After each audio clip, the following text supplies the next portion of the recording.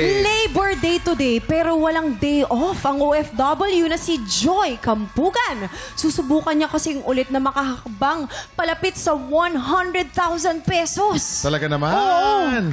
Happy Labor Day sa ating mga manggagawa. Subaybayan natin ang kanyang kampiyon journey dito sa Tanghala ng Kampiyon!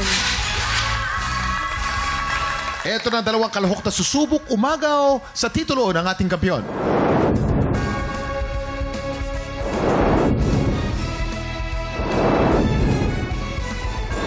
This is my first time to join a competition here in the Philippines, and honestly, I've been quite exposed to the music industry over there at Qatar. At gusto ko lang maramdaman na part ako ng community. During the auditions, I met so many nice people. They were all so welcoming and honestly so talented. Yung pagkakanta ko, I do it for the love of music, for the love of myself, my craft, and for the love of my parents. My parents are in Qatar and they're working. Hi Ma, hi Pa, I miss you a lot. Thank you so much po for always guiding me. Thank you for loving me so much. I love you.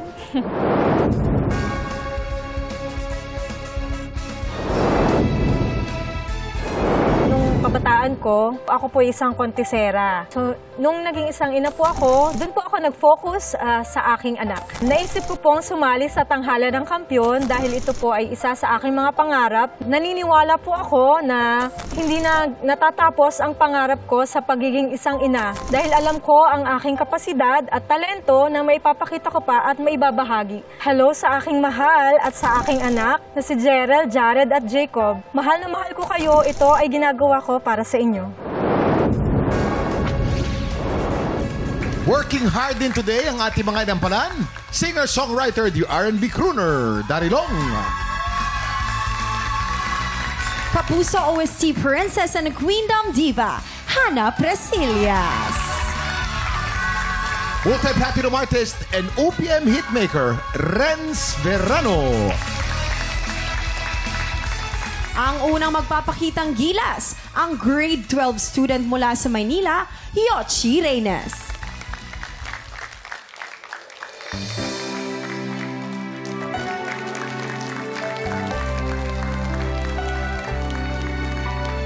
Take me. Tiktropa, palakpakan naman natin. Yochi Reynes. Hello, baby. Hello, Yochi. Galing naman ni She's so Yochi. pretty, no? You were born and raised in Qatar. Yes and po. How come you can speak their language? Because, well, I was very immersed in the Filipino community there because it's very, well, it's not large. It's like a tight-knit community and we all just interact with each other. So, yeah. Ang tanong, Ayan nga. nagustuhan kaya natin inampala ng kanyang Tingnan natin kung performance. nakalusot siya sa ating mga Oo. inampalana. Hannah? Hi, Yochi! Hello po.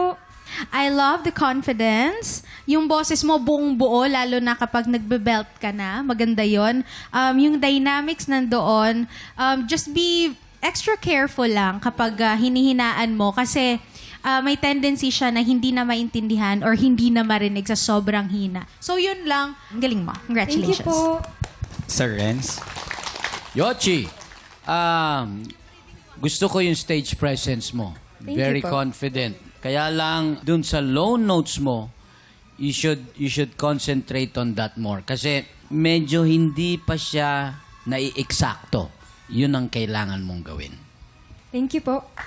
Maraming pa Voice salamat. lesson ka ba? Opo. Sabi ko na, kaya pag mo nga nakikita mo yung bumubuo. Yeah. Oh, yan. Aga sila na yung pala mga voice dapat lesson. perfect ipagbuka. Yan ang kailangan mo mag-voice lesson. Magaling ka naman kumantay. Sali ka dito, ha? Sige, sige. Thank you.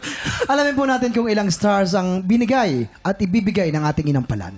Yochi, ito ang mga stars ko for you.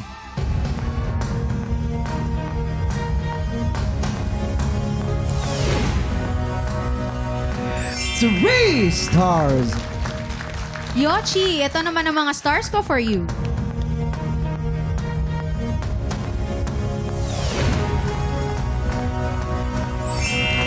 Three stars.